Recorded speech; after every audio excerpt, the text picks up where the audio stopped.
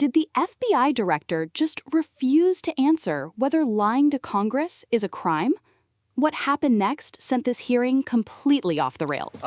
Thank you, Mr. Chairman. So, Director Patel, I've been listening carefully to your responses to some of my colleagues, and I want to start with a question that Senator Coons asked you that relates to this article where the headline is Kash Patel's latest firings ousted agents with expertise in Iran. The article says that these individuals were fired for their role in the classified documents investigations of Donald Trump. First of all, is that true? The article, just like all the other articles you cited, is false, and there's ongoing litigation, so I can't address it. Okay. You did answer Senator Coons, and I understood your answer to be that the people that were fired, that none of them were part of the group that had Iran expertise. Is that your answer? No, he asked if they were Iran experts. I said they were not. Were the group fired? Did it include people who were Iran experts? No. Did it include people who were involved in counter-espionage activities with respect to Iran? I don't have the list in front of me. So you don't know whether or not you fired people with counter-espionage experience with respect to Iran. You don't know the answer to that question. I terminated anyone and everyone that weaponized law enforcement. I see. So it was related, obviously, to the classified documents case.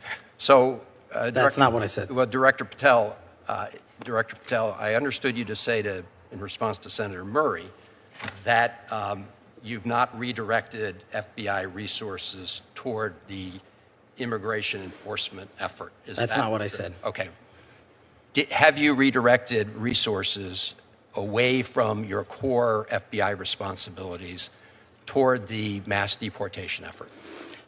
No one at the FBI has been permanently reassigned on the immigration front, and when we pull the numbers, the FBI's overall operational field expenditures surged periodically for immigration enforcement activities, including the arrest of 2,000 people with direct ties to foreign terrorist organizations, was 2.4%. So, okay. So the key word there, I guess, was permanently. You have not permanently reassigned. Is that what you reassigned temporarily? Surges, yes, sir. Okay.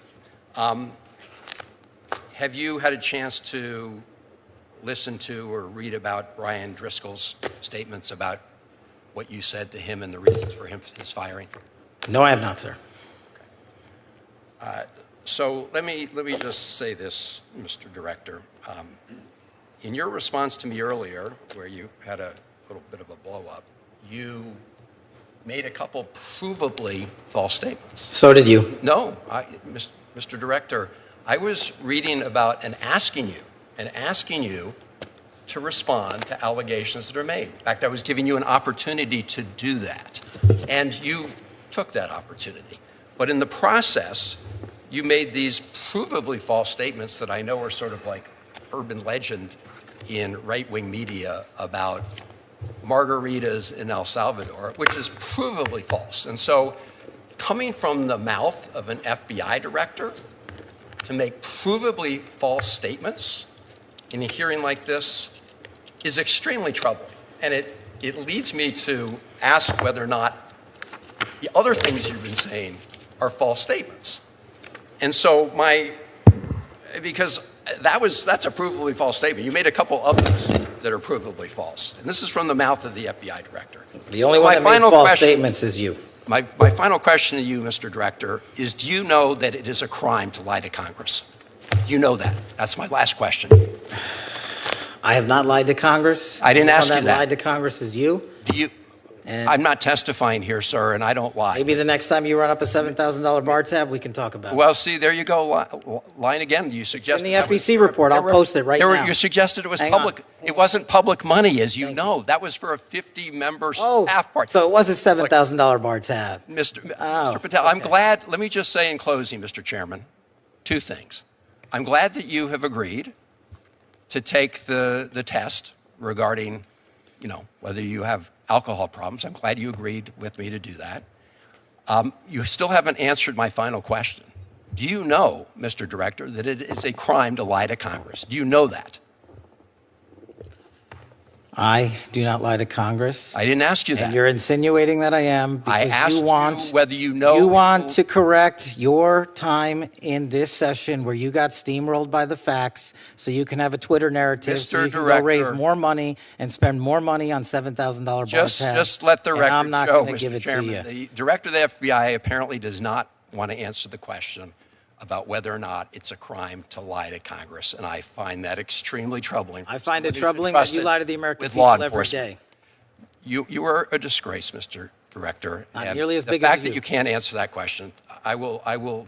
That concludes my questioning, Mr. Chairman. But I'm obviously very troubled. Question for the Director of ATF, Director Sakata.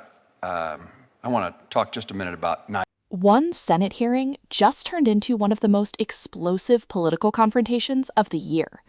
Senator Chris Van Hollen confronted FBI Director Kash Patel over what he called provably false statements made during testimony, and the exchange escalated fast.